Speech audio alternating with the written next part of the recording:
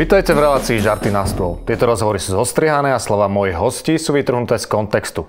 Robíme to iba pre vaše a naše pobavenie. Dnes tu so mnou sedí Elianka BT Klingoníková.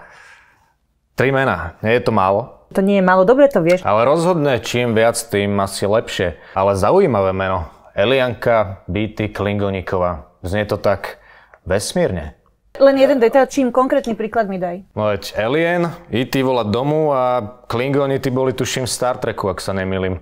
Také zaujímavé meno som tu ešte vo svojom programe asi ešte nemal. Hovor o sebe a o svojom programe. Však dobre, kľud. Ale ja chcem hovoriť o vás. Žijeme predsa v slobodnej krajine. Výber mena je vaše slobodné rozhodnutie. Alebo teda vašich rodičov. Ospravedlňujem sa. Ale ty si, že v osobných slobodách mi prídeš úplne uletený. Som aký som. Začneme ale teda ešte raz. Dobrý deň. Dobrý deň, ďakujem za pozvanie a pozdravujem divákov. No, ale keď už sme načali ten vesmír... Čo je toto, prosím vás, za debatu? Ale sa trochu uvoľnite. Veríte napríklad na mimozemšťanov? Čo si sa zbláznil? Ale kde? Však som videl niekoľko rozpixelovaných fotiek tých neidentifikovateľných lietajúcich objektov. A tuším je aj jedno UFO zaparkované na moste SMP v Bratislave. Vadia mi ľudia, ktorí to šíria preto, lebo to predsa niekomu ďalšiemu ubližuje. No je pravda, že sa k týmto imigrantom z ďalekého vesmíru nesprávame najpohostinejšie. Ale veď, hej, však žijeme na Slovensku, nie? Farizejstvo ľudí, ktorí sú hovoria, že majú šíriť lásku a pochopenie a potom prídu a označia nejakých ľudí za pliagu. Hej no, slovičko pliaga sa neříka, ale hold sú iní a to ľudí straší. A dobre, tak sú, ale však akože komu ubližujú? Asi nikomu, ale no možno až na to, keď sme ich vítali na letisku. Čo si sa zbláznil? Čo ti tí ľudia urobili? No, spálili mi tam vlajku. Na nej som mal, že vítajte. To sa ma trošku dotklo. Ste strašne citliví posledové. Tak ale mávam tam, aby s tým lietajúcim tanierom vedeli pristáť a oni mi cez tú vlajku preletia triskami.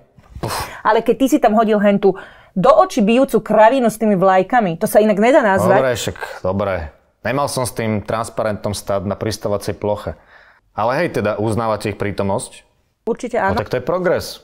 A aký máte názor na ich prítomnosť tu u nás? Ja osobne s nimi nemám vôbec problém. No a čo hovoríte na to, že mimozemšťania, ktorí tu žili medzi nami už dlhšie, začali po voľbách na Slovensku opúšťať našu planetu? Hovorím, že práve toto je to, čo je strašné. Ale vraj tu stále ostáva pár odvážlivcov, ktorí v náš druh veria. Áno, sú tam nejakých pár jedincov. No a medzi ľuďmi tiež koluje, že pár mimozemšťanov máme tiež v slovenskom parlamente. Tak teraz úplne úprimne, bez toho, aby som kopala, rýpala, ja nechápem rozdiel. Tak mi to vysvetli, prosím ťa. Tiež nevidím rozdiel medzi mimozemšťanom a politikom. To je viac menej úplne jedno.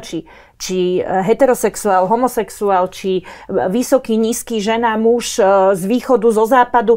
Niekto má takéhoto dcéru, syna, priateľa, kamarátov, rodinu, lekára. Ale tí návštevníci, oni sú trošku viac extravagantnejší ako obyčajní politici a smrteľníci, ako som ja. Vždy v nejakej komunite medzi politikmi, medzi učiteľmi nájdete nejaké extravagantné typy. Nakoniec aj mňa by zrejme niekto nazval extravagantným typom napríklad medzi politikmi. No ale viete, že keď sa teraz na vás pozerám, pôsobíte trochu ostentatívne. A to ostentatívne správanie spočíva v čom? No, že je také vyzývavejšie, nápadné. To je vec pohľadu. No ale je trochu čudné, že vy a pár jedincov z parlamentu pôsobíte ako z inej planéty. Akože my nie sme teraz, že nejaký úplne z iného vesmíru, a mne to príde, OK, je to čudné, lebo to nie je štandardné, ale ja si zároveň poviem, však no a čo? No však v pohode, ja som s tým úplne OK. Veď ja niekedy pôsobím čudne, nie? Veď nakoniec preto sa aj my vieme normálne baviť. Tak. No, takže priznávate, že nepochádzate zo Zeme? Už keby som sa pozerala do tej vašej Biblie, tak mi povedz, keď Adam a Eva teda akože nejakým spôsobom vytvorili ľudstvo, tak tie ich deti s kým mali deti? To neviem, ale ja som tým, že nepochádzate zo Zeme, myslel planetu, nie? Že nepochádzate zo Zeme ako z hliny, ako Adam zo Zeme vzatý. Počúvaj ma, to je takto, že ja ti fakt sľubujem, že a prisahám. Že ste človek a nie mimozemšťanka. Ty povieš, počkaj, drž myšlienku. Ty povieš, že mne, hej, že... No, že nie ste človek rozumný. Nijako nemám pocit, že ma to ohrozuje, obmedzuje, nech kľudne. V pohode som s tým? Ja som pod rozumný nemyslel váš intelekt, ale rozumný ako človek rozumný, ako druh. Že či patríte pod Homo sapiens. To ti garantujem. A ako by ste mi vysvetlili tie vaše náhle zmeny pigmentu do zelena. To už považujem za medicínsku záležitosť. Medicínsku záležitosť, hej? Už a to je jedno, že akože pri živočíchoch ako takých proste to je jav, ktorý je tu dávno. Keď si pozrieš do histórie, dokonca boli také obdobie, kde to bolo úplne normálne. Možno aj. Neviem sa k tomu vyjadriť, nie som historik. Nie je pravda, veď som ti to doteraz vysvetlila. OK, zdá sa mi, že tá zelená farba sa vám vleje do tváre, keď sa trošku napaprčíte. To nie je pravda. Hej. Rozprávaš to od začiatku do konca. Ale veď kľud, ja som chcel vedieť iba prečo tá zelená tvár. Teraz som ti to povedal, čo na mňa kričíš. Ospravedlňujem sa, ja som chcel iba vidieť vašu pravú tvár. Jednoducho, je to... No je to milé, ja som fanúšikom pestrosti odtieňov pleti. Slúši vám to. Ja som totiž presne ako žena, a podľa mňa šikovná žena. Šikovná, určite nepochybne. Ale povedali ste, že ste presne ako žena?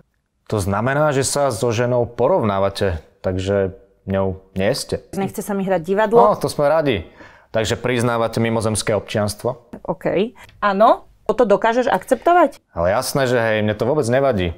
Ja som s mimozemskými bytostiami kamoš. A možno by mi nevadilo ani niečo viac ako priateľstvo. Hráš tu divadlo, prestaň s tým. Ale hej, dobre, možno trošku, hej, ale viem, že vy ste si tu u nás na Zemi už jednu spriaznenú dušu našli.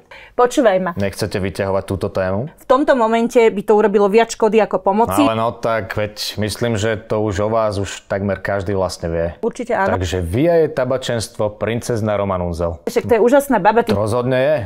Veď ja som ju tu v tejto relácii vlastne mal. Vraví sa, že po jej dotyku sa človek... Sa nevie hýbať. Presne. Že zvedne ako tulipán.